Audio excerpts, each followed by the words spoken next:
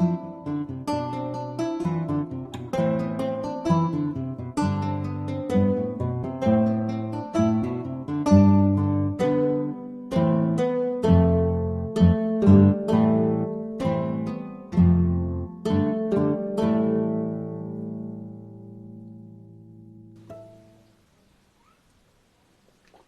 evening and welcome to tonight's story time.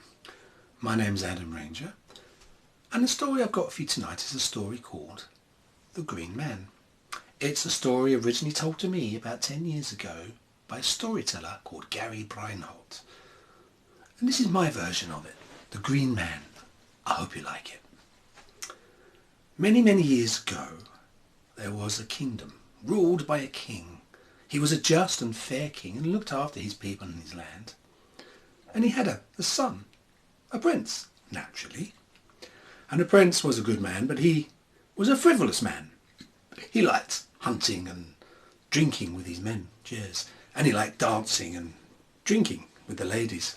And not only that, he liked to go into town, into the villages, put on his ordinary clothes. Now, an ordinary clothes for him were quite fine for you and me, but he didn't really know that, but he went into the town to drink, cheers, with the ordinary people.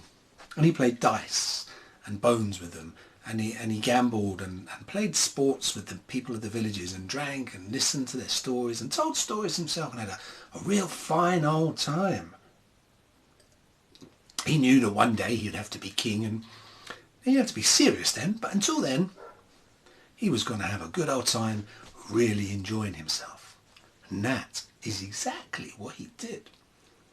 Now one day though, when he was in the palace, the chamberlain came to him and said, "My Lord Prince, I know you like your frivolous pursuits, my lord, but the king grows old, the king grows weary, and it will soon be your time to step into his shoes. And when you do, my Lord Prince, you will have to be a lot less frivolous." The prince nodded, for he knew this to be true, and he agreed with the chamberlain and said that he would be much more serious and formal from now on in his training to be king. But before he did that, he would spend a week or so travelling the realm to see his people and his subjects one more time as an ordinary person and maybe drink and gamble and play with them. Not bad being a prince, is it? So that's what he did. He saddled his horse and he rode round his kingdom, talking to people, enjoying himself and having a right old good time, knowing that soon that was all going to come to an end. Well, towards the end of his week he found himself in a village, an old village that he hadn't seen before in his travels, but it was still at the edge of his kingdom. And it was getting late and it was time for him to sleep, so he booked a room at the inn. And the innkeeper, seeing he had fine clothes, gave him the best room there was, although he didn't know he was the prince. And as the prince bedded down for the night, he looked out of the window, and his window afforded him a view of the whole street. And there in the street he could see people laying glasses of milk or mead on their doorstep, and little dishes of cake or biscuits or cookies or bread. He thought that was a bit odd, to be fair, but he thought nothing of it. And he went to sleep. But when he woke in the morning, he mentioned that to the landlord, and the landlord explained that in the forest just over yonder there lived the wild man of the woods, the Green Man, the Lord of the Greenwood. And the food they left for him kept him happy and stopped him from being a destructive influence on their village. And in return for the food and the drink, the Green Man would look after their animals in the woods where he could and stop harm from coming to them.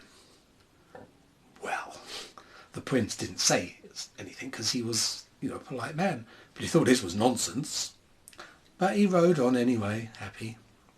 And as he rode on, he started thinking about all the funny things he had done over the years and all the fun he had had and all the people he had met and how a lot of that was going to change very, very soon as he became a king in training. And it was a really, really hot day, and he rode and he sweated and he rode and thought and he sweated, and he didn't have time to stop for ale.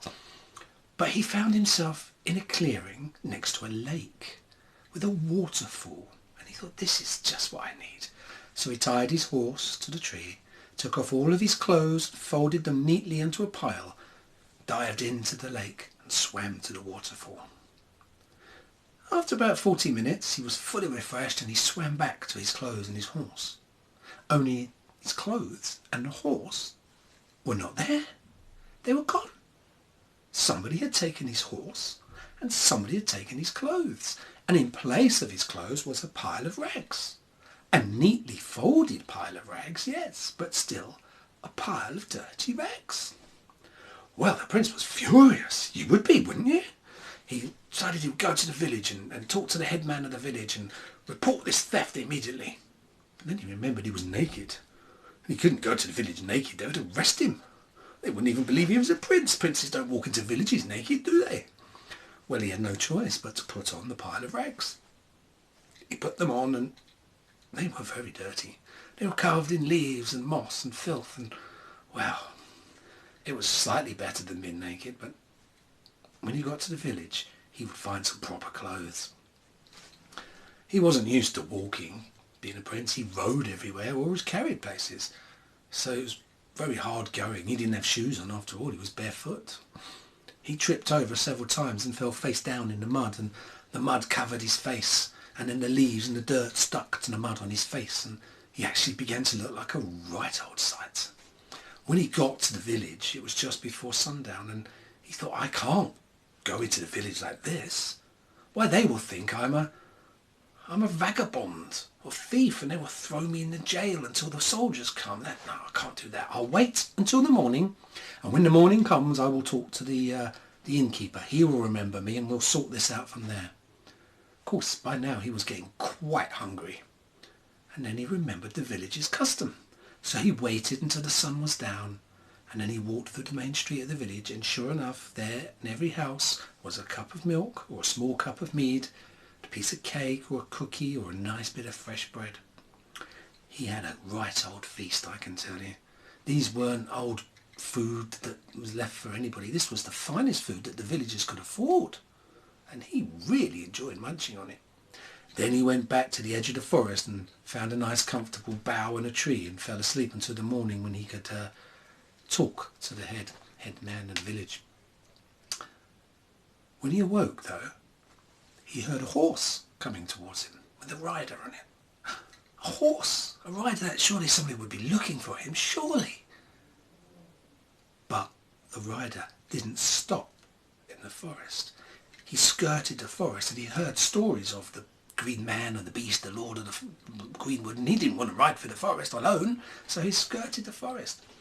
The prince chased after him. Stop! Stop! I am the prince! Stop! Well, the rider looked behind him, and all he saw was this wild, raggedy man waving wildly at him to stop. There was no way that rider was going to stop on that occasion. Whatever it was behind him was quite fearsome looking, I can tell you. Well, the prince ran after the horse, and the rider spurred his horse faster and faster and galloped off into the distance. Finally, the prince stopped trying to catch up with the horse, and he realised he was quite some distance from the village. So he turned sadly and traipsed back to the village, feeling now he was quite hungry, and he wasn't going to get there before night time. He was going to miss his milk and his cookies tonight. But then he saw the berries around him, and then he saw a bee's nest, like a hive. Bees, they make honey. Honey can be eaten. So he put his hand in the honey hive and pulled out a nice honeycomb, and he ate that, and he munched the berries, and the sticky honey and the juice from the berries went all over his mouth and all over his hands, and he wiped his hands on his dirty clothes as best he could, and then he rolled himself in the tree to sleep until morning. Well, of course, all the leaves and the dirt stuck to the honey and the juice from the berries, and when he woke up in the morning he didn't know any difference, but he was actually covered from head to toe in leaves and dirt. You wouldn't know that was a man under there at all. Well, he walked for a few days and eating berries, and found his way back to the village again at night time, and again afraid to make his way to the village looking like this. He waited until everybody had gone to bed. Then he ate the milk and cookies, waited till morning. Well, morning came, and he caught sight of himself in a pond, and he thought, I can't go to the village like this. Nobody would believe who I am. I will wait here my men, my soldiers would be looking for me, and they will come and find me very, very soon, for sure. And then I can ride back to the palace and get dressed and everybody know who I am. And so that's what he did. He stayed on the edge of the forest, feasting on the milk and the cookies and the bread and the mead that the villagers left out every night. And as he lay there in the woods at night, he grew to quite like the surroundings. He grew to listen to the bird song, and he talked to the trees, and he talked to the animals that came to him. And he helped the animals out when they were in distress. He broke poachers' traps, and he freed animals where he could. And he grew to quite like his life in the trees in the woods, with no cares and no worries, and looking after the land, he thought. Stewardship, what a prince should be doing. And after, well, more days than he could care to remember, he heard a rumbling that sounded like 1, 2, 3, 4, 5 or 6 horses, maybe more, coming towards him. This was surely the king's troop come to look for the prince and take him back to the castle. And indeed, when he peeped round the castle, there coming through the trees, were 15 of his warriors, of his soldiers, the prince's guard. Oh, fantastic, he thought. They will know who I am. He jumped down from his tree and stopped. Stop! I am your prince. Well, the soldiers, thinking this was a vagabond and a warrior, took out a bow and fired it at him. Nimbly he jumped out of the way, but "Wait, I am your prince." "Out of the way, you devil," said the other one, and fired another arrow at him, and he dived and missed that. He had no choice but to run back into the woods, away from the soldiers who were throwing spears and trying to shoot him with their arrows. Once they were sure that he was far enough away, they got on their horses and they galloped as fast as they could to get away from the vagabond, the beast in the woods, whatever it was that challenged them so brazenly. Well, what was he going to do now? That was the soldiers who were going to take him back to the palace. His only hope. Well, I don't know what he could do. He didn't know what he could do. All he could do was try and maybe walk back to the palace. He'd been in the woods for long enough now, and he went to the village, and at night time and collected up the milk and the cookies. He didn't eat them this time. He put them under his arm in a little pouch he'd made from some leaves and took them with him so he'd have some sustenance. And after a few days of walking and wandering and not knowing whether he was in the right direction, he found himself in a place he recognised.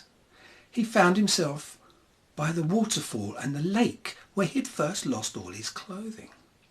And in the lake was a man swimming by the waterfall. And tied up on the edge of the lake was a fine white horse and a nice neat pile of fresh clean clothing. The prince smiled to himself. Should I tell the man? No, he said, no. He washed his face as best he could, took off the pile of rags, neatly folded them on the ground, then put on the boots and trousers and tunic that were left there, jumped on the horse, and he galloped away through the woods on his way back to the castle. He had done his time as the Green Man, and now it was somebody else's time to take over. So there you go.